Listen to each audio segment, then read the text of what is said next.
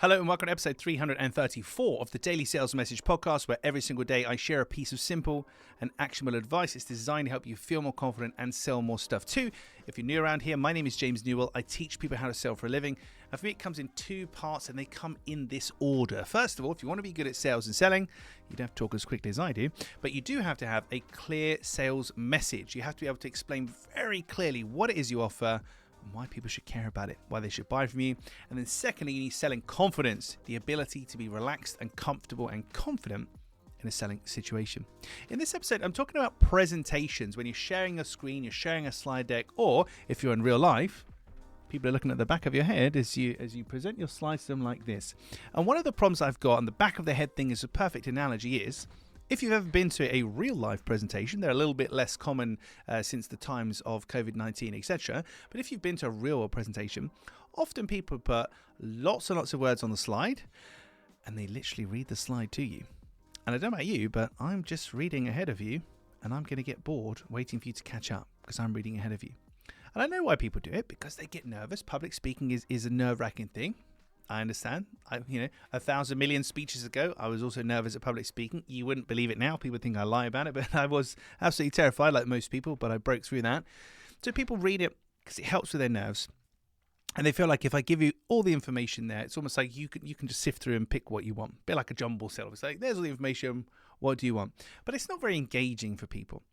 The way to be engaging when you present, or even on a podcast like this, you'll notice, particularly when I fluff my words and go all over the place, this is completely unscripted.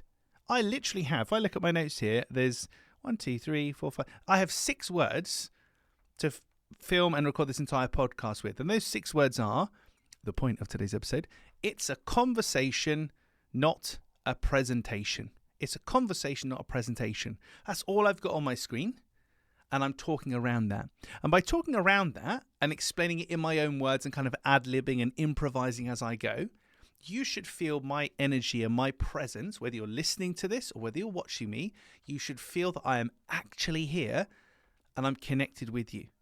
And it's something you cannot fake. If I was reading this, or if if I'm reading, you probably see me, see my eyes move, or if I'd memorized it, you can kind of tell that I'm not here and I'm not connected.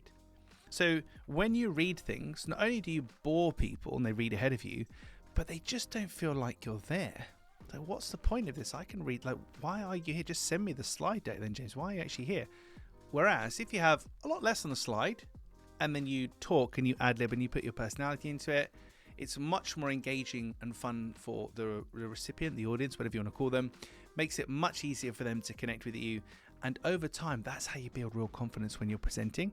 Because if I'm trying to rigidly stick to a script and I lose my place and I don't know where I am, it's going to be obvious. You're going to feel like I'm not really there. So the moral of the story is, it's a conversation. It's not a presentation. Don't read the slides. Ad-lib. Be as present as possible. That's how we connect with people. And that's how we make things a little bit more fun and engaging. Right, that's it for this episode of podcast. Thank you for listening and watching all the way to the end. I'll catch you tomorrow for another exciting and fast-talking edition of the Daily Sales Message.